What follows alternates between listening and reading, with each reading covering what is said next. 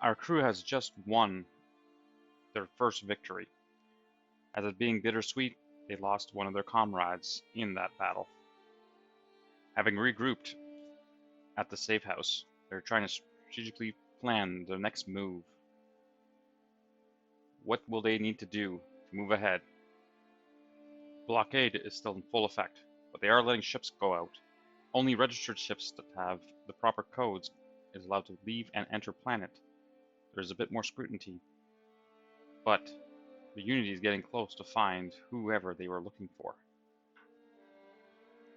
As this is a new week, some credits are spent for supplies, drink, and food.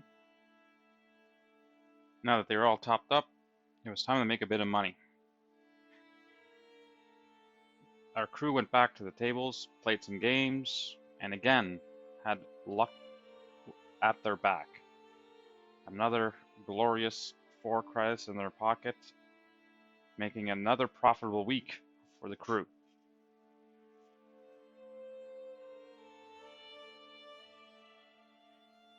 Both Harlan and Jetta trained this week. Harlan hit the gym hard, increased his toughness. Ruby took to finding a job.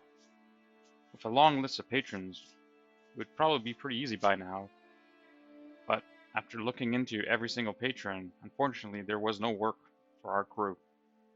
Maybe it was the blockade, or maybe it's just we haven't had enough experience to be warranted trust to do any job at this point. Either way, we had to find something else to earn some credits this week. Yakar went exploring around the city. Knowing that we just lost a character, she, funny enough, ended up running to one of her feral friends and invited this friend to join the crew. When this feral came back, Harlan shook his head. Only a feral would find another feral in this dense populated city and bring him back with an invitation and a promise to join our crew. Either way, we weren't going to turn down another recruit, so here we are with a roster of 7 in our crew. The newest addition to our crew is Brex. She is a feral creature. Brex comes from a war-torn hellhole. She's lived her life unwillingly as a soldier, but has forged on to motivate herself to become something else. Working in the scientific field, she took an interest and has tinkered around with different tools in order to make herself a better person. She's as well motivated by fame and to become someone of a great feral warrior in the future. But at the same time, she wants to harness the knowledge that she's learned to be a scientist so that she can maybe be useful on a crew as a science officer. Darrow went to the district to do some trading. After a few shops, eventually he was able to scavenge and trade some of our spare parts that were not being used for anything for some local maps and information. There seems to be an urban legend or information that may lead to a profitable quest. And he's gathered that information and those rumors and started cataloging them and brought them back to our crew. The captain and crew then investigated further and tried to make heads or tails of it, but they didn't have enough to go on at this point. Maybe with more discoveries and more conversations with the local folk, we'll be able to determine what's the next step and what they can achieve here on this planet. Tetra hit the workbench, tried to repair the machine pistols again. But again this week, another failure. But still another week to try it again, and hopefully we have enough parts and enough experience on getting lucky the next time. The crew sat at the bar trying to figure out what their next step was going to be. As it have it, opportunity struck. Someone took notice of their last mission and their successes and offered them an opportunity Captain Harlan, not taking this for granted, jumped right on in any opportunity to increase their reputation on this planet and welcoming new jobs from patrons once they have proved themselves. Funny enough that the blockade was verifying ships leaving. Part of that process is ensuring that transponder codes match the ship and that the ship has been vetted to leave and enter the planet. Now, as you have it, the Bloodstorm Mercs are trying to get off planet. So, since that we've defeated them before, we've been approached and asked to intercept them as they are running a mission to load up their transponder codes as a green listed ship so that they can leave planet. It was funny enough that the Bloodstorm Mercs have dropped their rivalry against our crew, and as luck of the roll, we meet them again as an opportune moment to prevent them and catch them after all before leaving the planet. Scout reports came in. There was 6 Bloodstorm Mercs. These ones actually were armed with infantry lasers, so they are a bit better armed than the last crew. And they also have a specialist with a rattle gun, which may complicate things for our crew. But nevertheless, we will charge on and save the day. Also to make note, one of the Bloodstorm Mercs is a priority target. This one has material and data sticks required to change the codes. So eliminating that Merc will provide us with extra credits if we are successful. The objective of this mission is access. There is a computer terminal in the center which is linked to a satellite dish which will allow anyone to access it to update the transponder codes. Now, by accessing this terminal and blocking it and ensuring that the enemy cannot use it, that will trigger the success criteria of this mission. Also note that visibility is poor.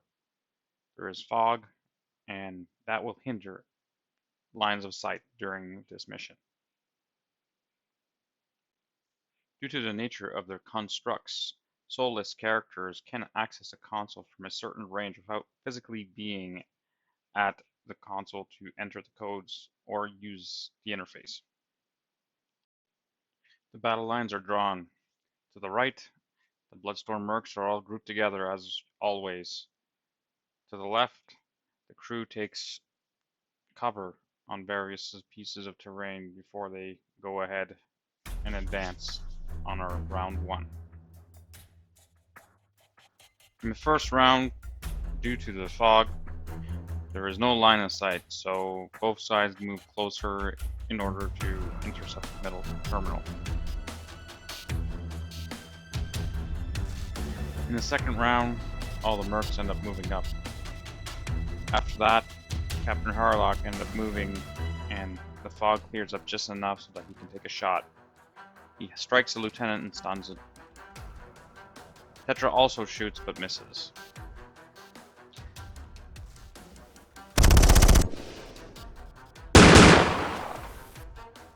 Picard on her side lets out a shotgun blast that downs one of the Mercs. After suffering the first casualty, Bloodstorm Mercs now decided that they're going to change their aggressive tactics to something a bit more cautious. On turn 3, Tetra gets close to the console. As a soulless, she was able to access the console and successfully activated the terminal remotely. This satisfies the mission parameters, essentially making it a mission success. Captain Hardline shoots the lieutenant, hoping to put him down, but again, strikes and only stuns. The lieutenant answers back and fires at Captain Harlock, as well as the Merc next to him. Both miss. Ruby comes around the corner and fires and misses.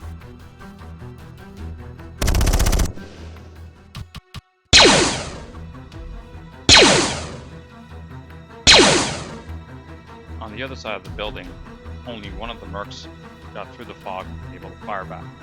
Merc fires at Yakar and misses. Yakar answers back with 2 shotgun blasts. The first one just hits armor. The second one strikes to kill. And Darrow fires off his colony rifle, hitting nothing. Jeddah took the opportunity to move behind the computer console to get a good shot against the priority target. She fires and misses.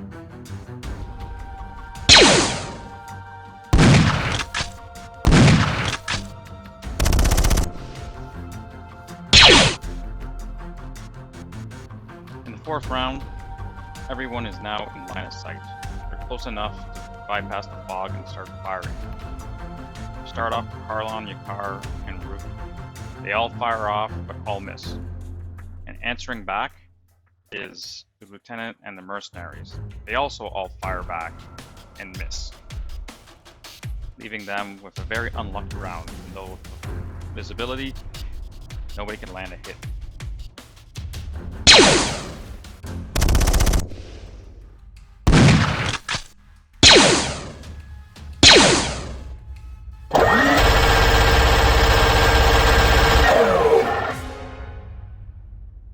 Seizing the opportunity, Jeddah runs into melee combat. She pulls out her brutal melee weapon and slices at the mercenary, trying to kill the priority target. With a clash of weapons, the merc hits her with the butt of his rifle and knocks her out. At the end of the 4th round, the mercenaries regroup, realizing that they lost already 2 mercenaries and the console has been compromised. They disappear back in the fog, leaving the crew with a victory. The crew starts searching the land and checking the bodies that were left. They're able to find 1 credit and a data stick. The information found on this data stick would be later used to uncover a bigger plot, which is yet to be determined this time. So the crew keeps it for safekeeping. After getting back to the capital, they reported in their victory. Also provided the information of the mercs and any other pertinent information that they found. They were rewarded with 3 credits for completing the opportunity mission, and as well they were provided a duplicator as an extra bonus. This information will go a long way to foil the plans of the Bloodstorm mercenaries, preventing them to get off planet and even get arrested by the local authorities. With that, this is allowing the blockade to be completely removed and easier access to the planet via spaceship. After recovering the reward, the crew checked on Jeddah in a medical center. The doctors came and spoke to the crew and mentioned that Jeddah has been injured, although it's a minor injury. Looks like her AI companion took the brunt of the damage. It would need repairs if it was ever to function again. The doctors recommended that Jeddah stay in the infirmary for at least 1 week. And after that, take it easy.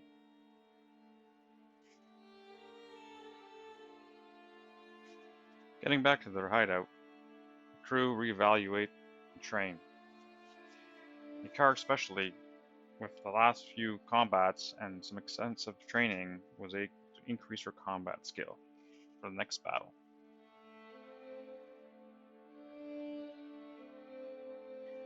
Finishing up with the training, Harlan decides to go to the shipyard. Let's see what deal they have this week. After speaking to the merchant and going through all the ships, the least expensive ship was an ancient low-tech craft for 130 credits.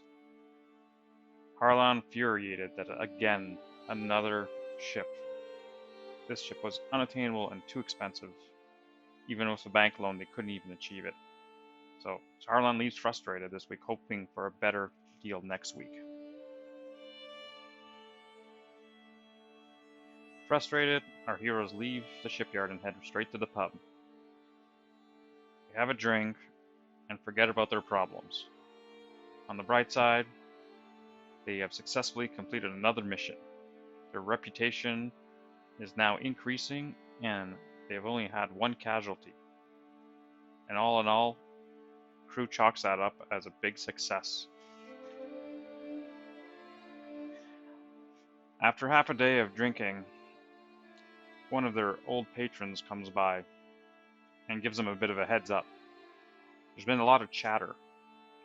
Looks like they upped your bounty. It's reach off system. So now you have mercs that are going to follow you off planet in order to cash in the bounty. So not only that you have the local ones, you're going to have some coming from everywhere and in larger groups. You better eliminate that bounty on your head if you want to live longer. Just some advice. And the patron walks away, leaving them to their drinks. Well, it's been another eventful turn. Our crew has eliminated rivals, but also gained new ones.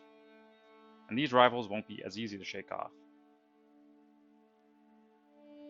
Blockade has now been terminated, so hopefully next turn they'll be able to secure a vessel and make it off planet. Until then, see what exciting adventures will bring our crew in the next turn of our campaign.